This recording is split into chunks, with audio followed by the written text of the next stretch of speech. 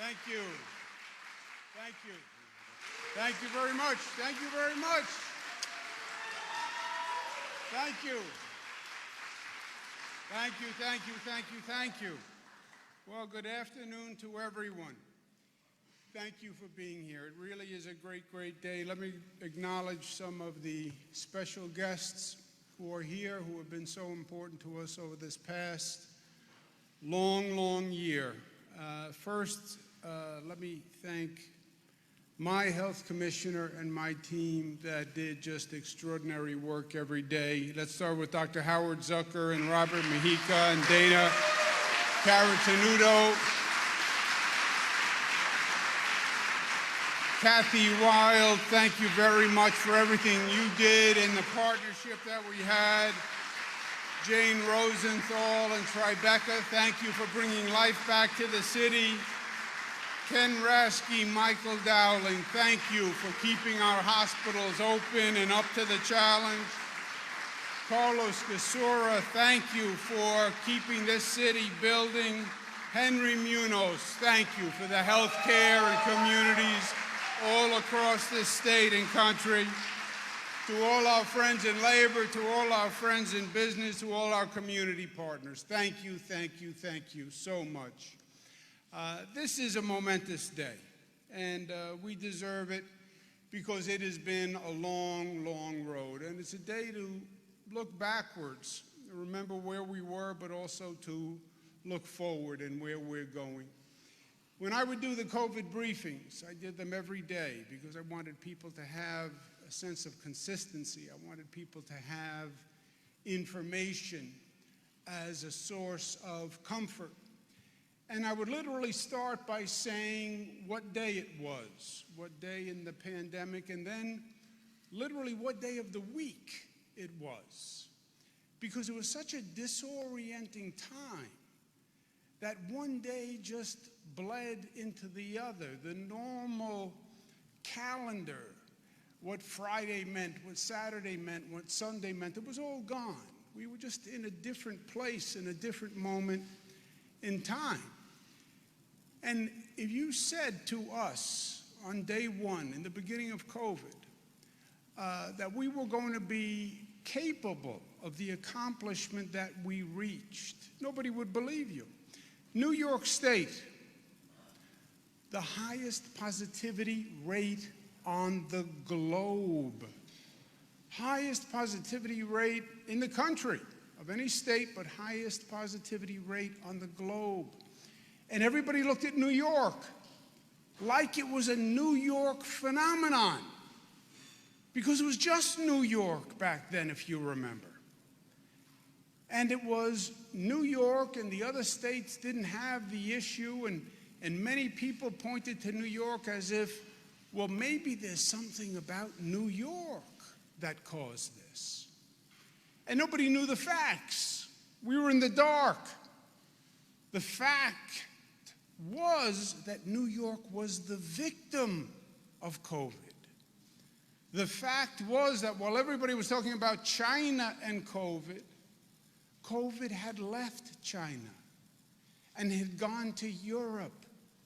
And it was in Italy and Spain and France, and the flights from Europe landed where? JFK. They landed at Newark. COVID had been coming here for months and nobody knew it. We were ambushed by COVID. We had people dying from COVID before we knew COVID was here. And then when we finally figured out as a nation what was going on with COVID, it was too late, because it had been coming for months and months. Highest infection rate on the globe. And we were alone. And it was frightening. It was like living through a science fiction movie. Jacob Javits Center, largest field hospital in the United States of America, 2,500 cots set up as far as the eye could see. All military personnel, all green uniforms, waiting for the avalanche of ambulances to bring people. Streets deserted. Times Square deserted. People leaving New York. It's not safe. It's the density of New York. It's something about New York, and people abandoned New York. But others stayed and others fought. But it was probably the most frightening moment that we have gone through, and a moment that we will never forget, and a moment that changed us individually and changed us as a society. It was a moment of trauma, and a moment that no one will ever forget, and nobody should ever forget. Where are we today? We have the lowest COVID positivity rate in the United States of America.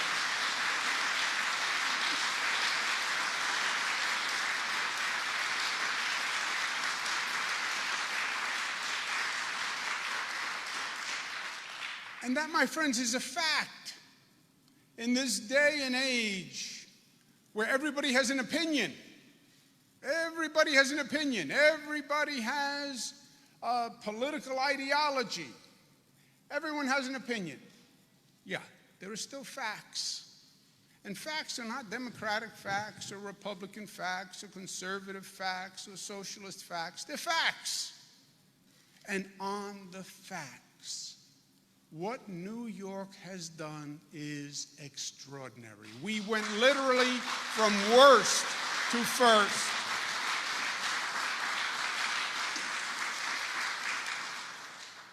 And not only do we have the lowest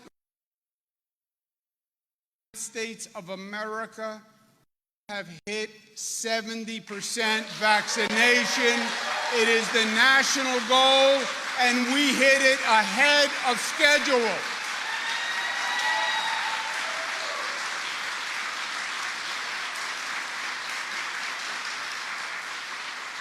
What does 70% mean? It means that we can now return to life as we know it. We have the highest vaccination rate in the state. Long Island, 75%, Capital Region, 74%. Congratulations to you. Mid-Hudson, 71%. Congratulations. Central New York, 70.5. Western New York, 69.5. Finger Lakes, 69. Southern Tier and New York City, 68.4. North Country, 63. Mohawk Valley, 60%. But overall, over 70%. Give New Yorkers a round of applause.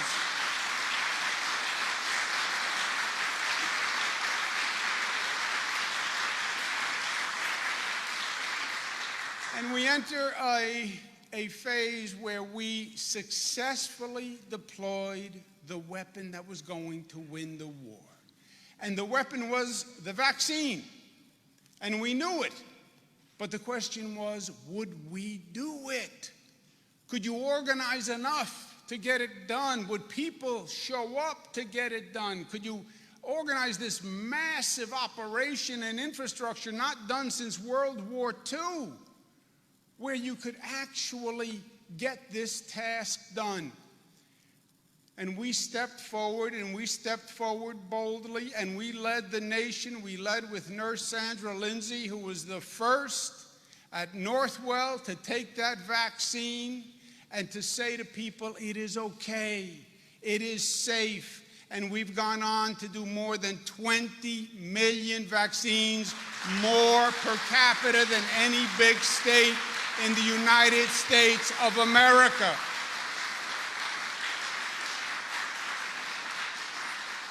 New York State has fully vaccinated a larger share of adults than any other big state in the country, and that is saying something. Congratulations to New Yorkers, because they are the ones who did it. We're no longer just surviving. We're not in our homes afraid to go out. We're not in our homes disinfecting everything that we can see. Life is not about survival. Life is about thriving. Life is about seeing people. Life is about loving. Life is about celebrating. Life is about enjoying. Life is about interacting. And now we get back to living in life. The state mandates that have proven right and correct and brought us through this pandemic are relaxed as of today. Effective immediately.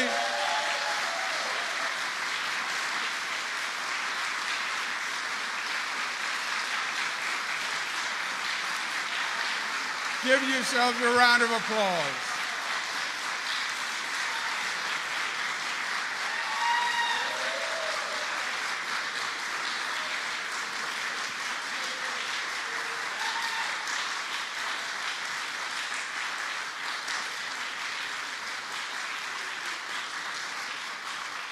So all the state-mandated restrictions are lifted on commercial, social settings, sports and recreation, construction, manufacturing, retail, buildings, all across the board. We can get back to living and businesses can open because the state mandates are gone. Social gathering restrictions, the capacity restrictions, the health screenings, the cleaning and disinfecting protocols. I'm not giving up my hand sanitizer just yet, by the way. I love that New York Clean hand sanitizer. It keeps everything clean, plus you take a whiff of that, it opens up your sinuses like nothing I've ever seen. But that is now voluntary, and it's up to individuals and places, but the mandates are gone. The CDC federal mandates obviously continue for pre-K schools and public transit and healthcare settings. But the state mandates have been lifted. That's not to say that 70% is the end. We want to do better than 70%, but it is an important milestone, and we're going to keep pushing to do more. But it's a testament to the people of the state of New York. That is who did this. People who stayed tough and smart and united during the most difficult challenge of our lives. And most of all, the essential workers who came forward and whose effort and courage brought us through this day, and they are our heroes.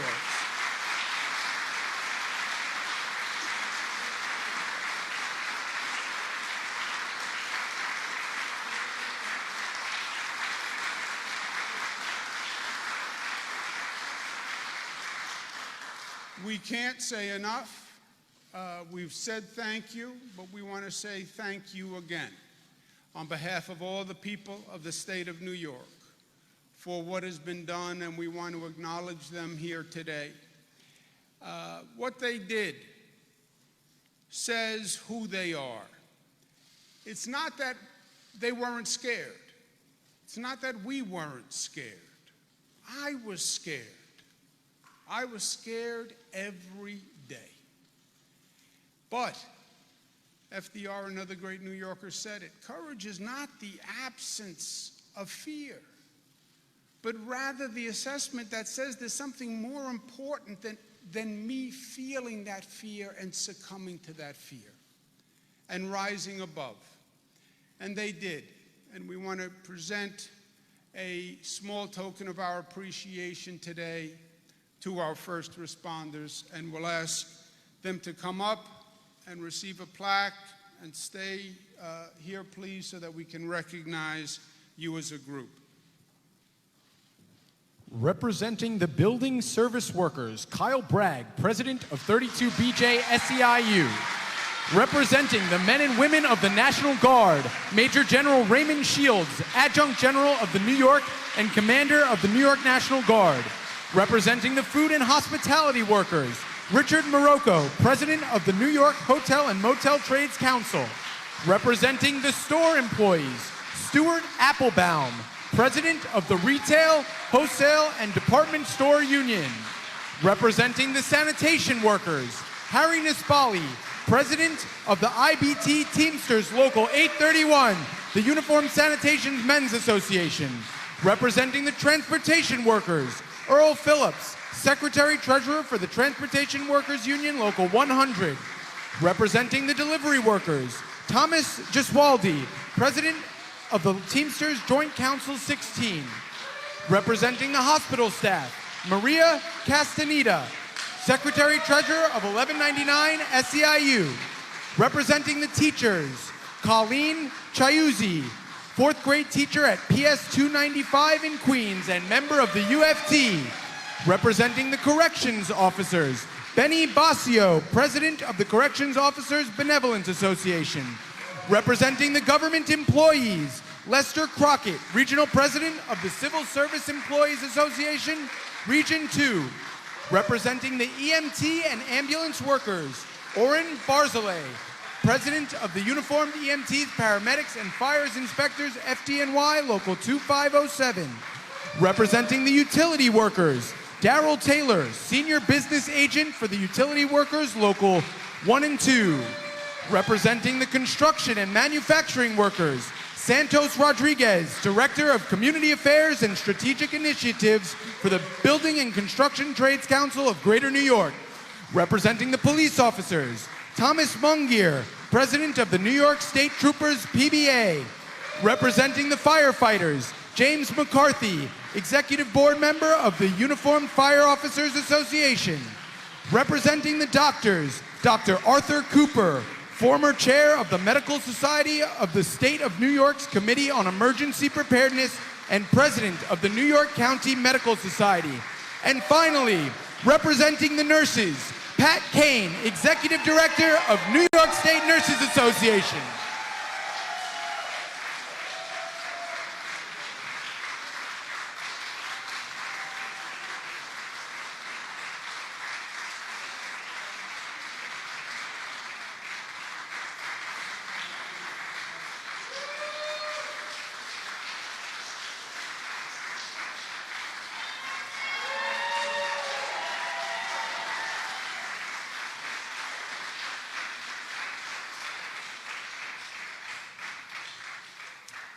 We clapped for you every night. We thank you every day. One final round of applause. We thank you. Let's stand up.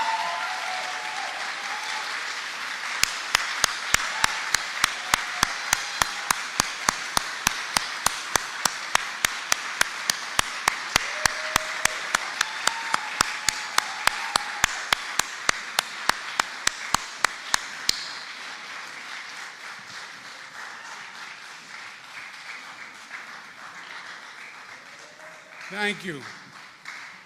That is as heartfelt and as sincere as it gets.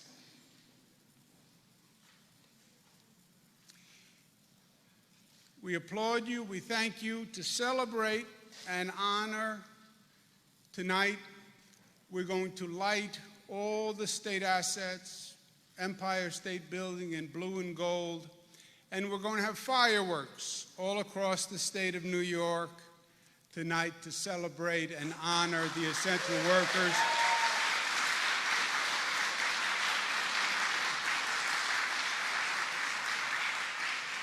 It's our way of saying thank you all across the state to the essential workers, to celebrate our reopening, our reimagining, and to remind all New Yorkers, join the success. Join the success. You want to honor essential workers? I'll tell you how you honor essential workers. You get vaccinated so you don't need the essential workers again.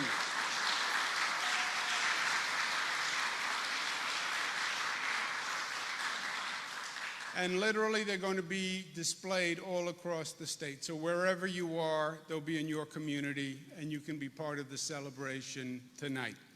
This is not to say that our journey is over, because it's not over. We still have to manage COVID. As the health professionals will tell you, we're still watching these variants of interest. We still have to be careful. And as in any disease, you then have to move to recovery from the disease. We have to recover from COVID. And recovery is not going to be spontaneous.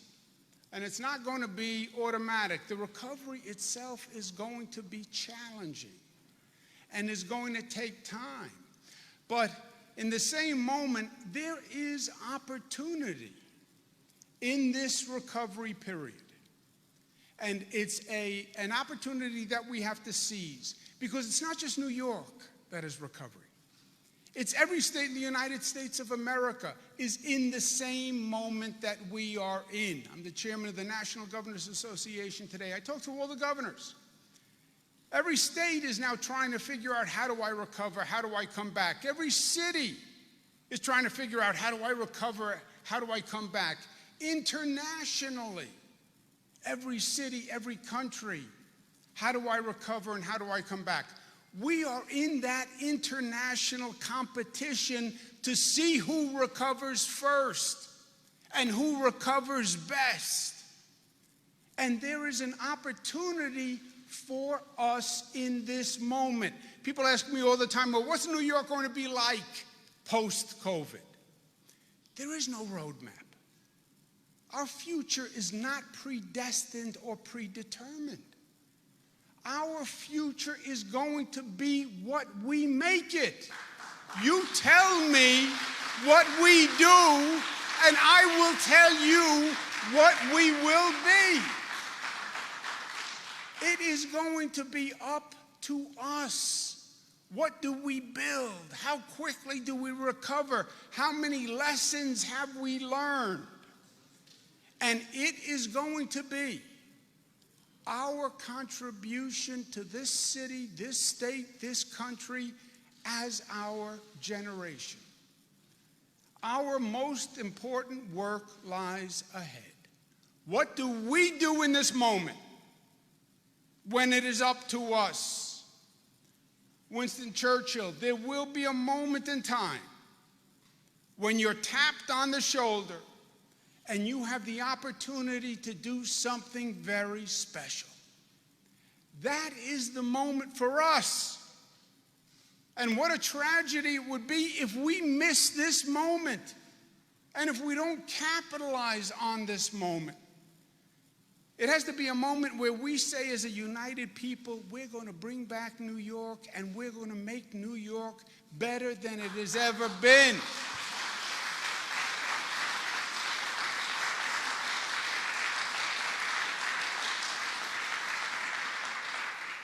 Now, you listen to cities and states across the country, they talk about reopening. I say, we're not reopening. That is not our goal. Reopening suggests we're going to go back to where we were the day before COVID. We're going to reopen. We closed for COVID, and now we're going to reopen post-COVID. No, I don't want to go back to where we were last year. Life is not about going back to where you were. Life is about going forward. We've learned a lot over this past year. We've accomplished a lot over this past year. Our challenge has to be to reimagine New York and say we're going to make a New York that's better than has ever been before. We have to capitalize on this moment and seize this moment of transformation to remake New York. Let's be honest, there are a lot of things that we should have been doing all along as a country, as a society.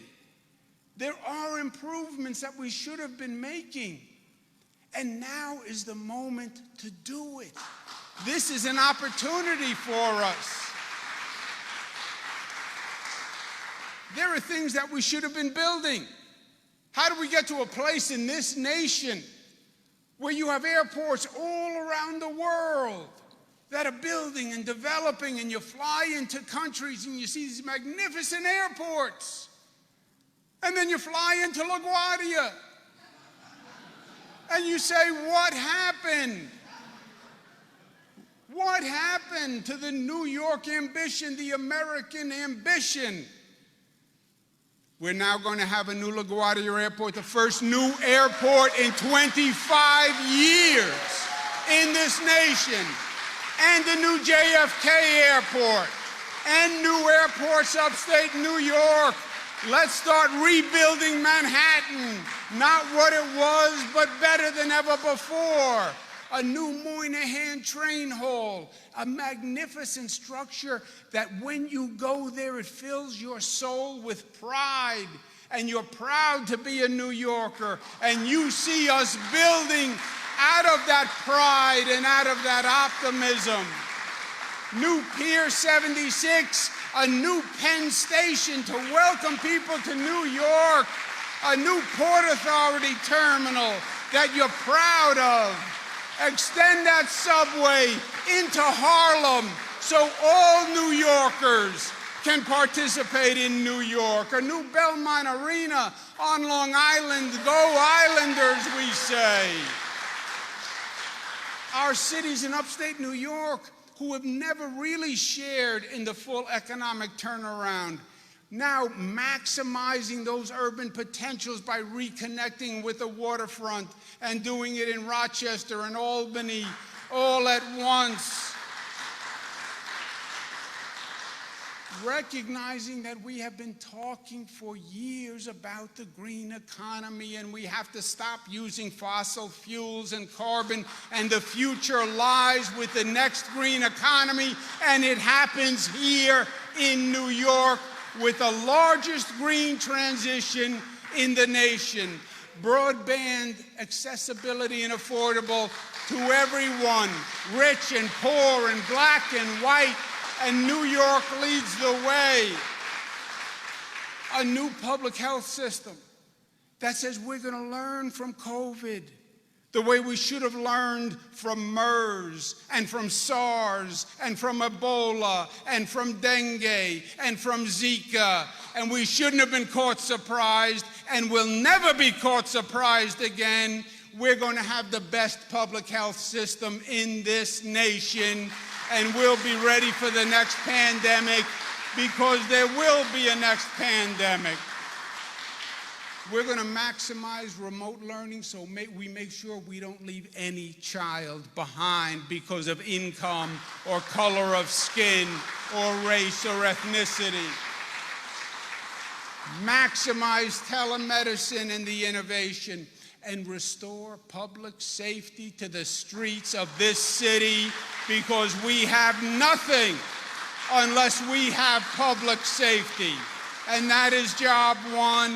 And we have to help the homeless because we are embarrassed by the society we now see and the condition we now see, where we have human beings living on the street, and we say that's the best we can do. We say that's not the best we can do, and we're going to do better. There is work to do, but we know that we can do it. And we are being tapped on the shoulder, as Winston Churchill says, and we are ready and we are willing. We know what we're made of. We know what we can do in this moment. 20 years ago, 9/11, we got knocked on our rear end. And there are a lot of similarities between the 9/11 moment and the COVID moment. Remember post 9/11. Remember the fear, remember the naysayers. Remember the people who said New York will never come back. New York is a target. We're afraid to go downtown. The terrorists are going to target us again. It's about New York. They want to target New York. Remember the people who fled. Remember the people who said, we'll never come back, we'll never come back. Well, you know what? We came back. And we are standing in a monument to coming back better than ever before.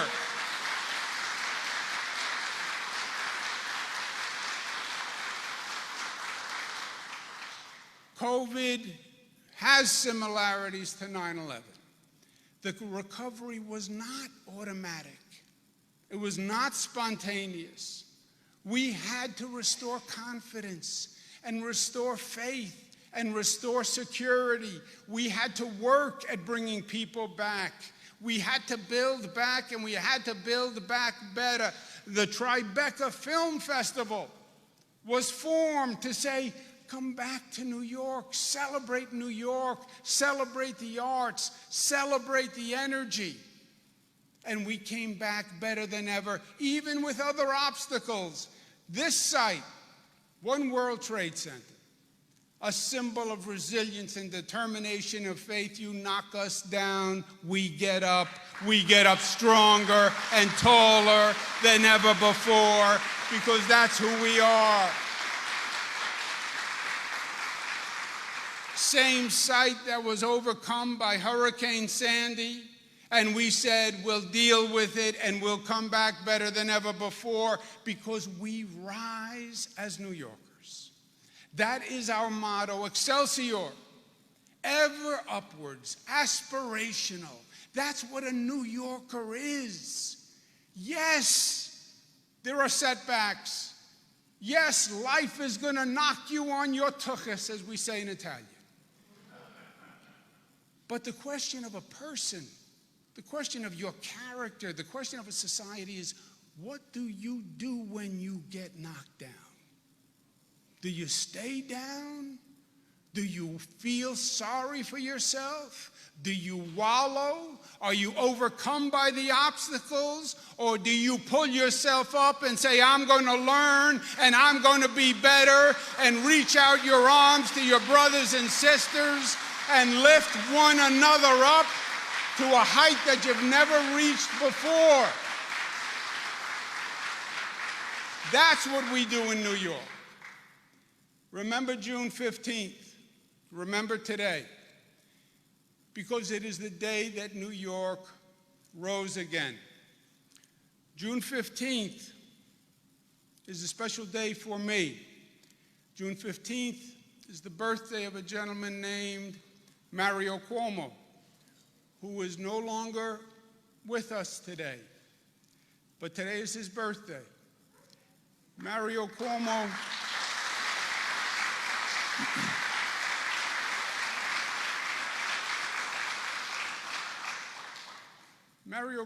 was quite a fellow. A great leader for the state of New York, did many good things for New York, taught New Yorkers many important lessons, taught them about aspiration, talked to them about being their best selves, not giving in to the petty and to the negative, but to rise above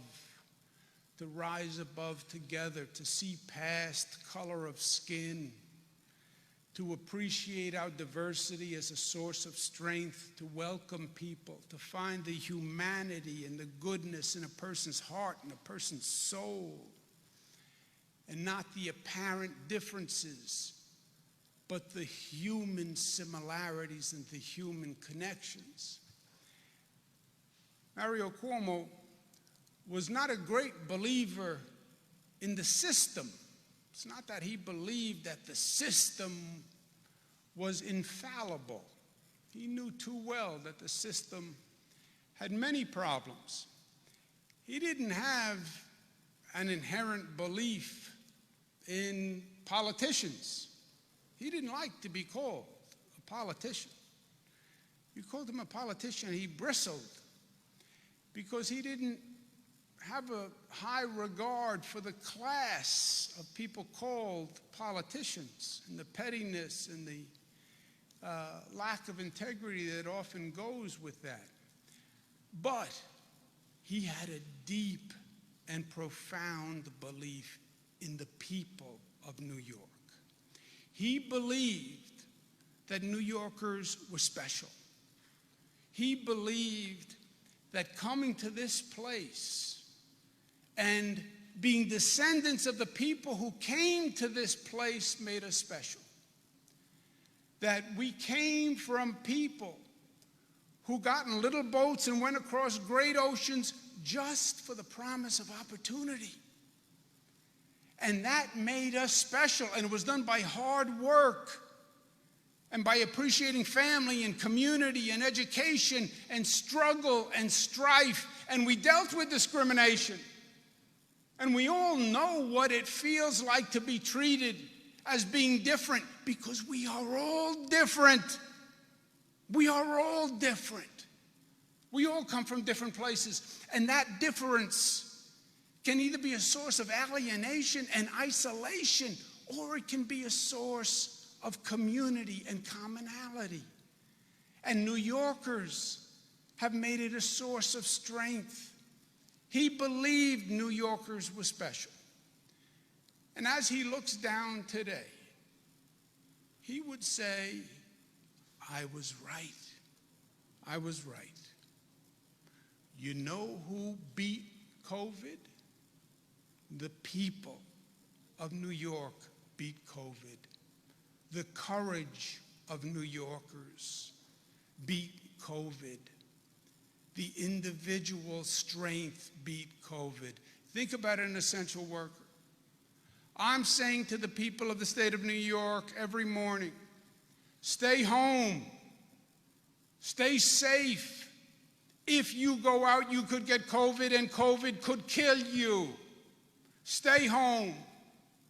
But not you, essential worker. You have to leave your house, and you have to go to your job, because we need you to keep other people safe. Not you, nurse. You have to go into the hospital and dress in a moon suit, because we don't know how deadly this virus is, and we don't know how it transfers. You have to go and put your life at risk and your family's life at risk, because you have an obligation to show courage to save others. Not you, doctor. Not you, teacher. Not you, building operator. We need you to go to turn on the heat and run the elevators and make sure the building is safe for everyone else. Not you, store worker. You have to go and put food on the shelves, and you have to run the cash register, and you have to make sure people have food. Not you, utility worker. You have to go to make sure there's power and there's electricity and cell phones work. Otherwise, there'll be panic. Not you, bus driver. You have to go out and you have to drive that bus and let hundreds of people walk past you who might be infecting you, because we need you to drive that bus. We need you to drive that train. Not you, doctor. You have to work 18, 20 hours a day saving lives. Not you, EMS worker. You have to drive the ambulance. Not you, police officer, firefighter. You have to bring the oxygen. Not you, sanitation worker. You have to keep the city clean. And they did. And they did.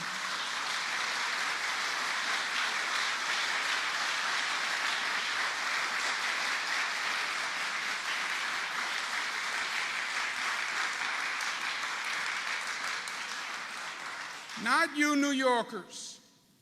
I know everyone is looking at us. I know New York is unique. I know you're scared. But you have to stay home. You have to protect your children. You have to wear a mask. You have to go out and get vaccinated and roll up your sleeve. And I know it hurts. And I know you're afraid. And I know you think there's a risk. But you have to do it, because you have to be strong and you have to be courageous, and you have to do it one for the other. You wear a mask because you care about me. I wear a mask because I care about you. And at the end of the day, we all wear masks as our sign of love and caring and community, and that we are one because we are New York. My father was right. New Yorkers are special. This is a special place, and we're blessed to be here. And they say, well, New Yorkers are tough. You're damn right we're tough. We're New Yorkers.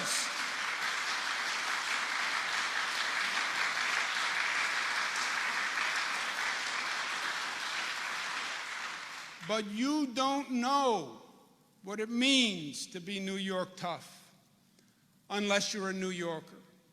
Because yes, we're tough, but we're also smart, and we're also united, as a community, and we're disciplined as a people, and we are loving as a people. That's what it means to be a New Yorker. And that's what it means to rise above. And that's what we did. And that's the moment that we're going to hold, and the strength that we're going to hold as we move forward to build a state better than ever before, so that when our day is done, we can look at our children and our children's children and say, we did what we had to do. We left you a home that is better and safer and cleaner and fairer than the home that was left to us. God bless you and amen.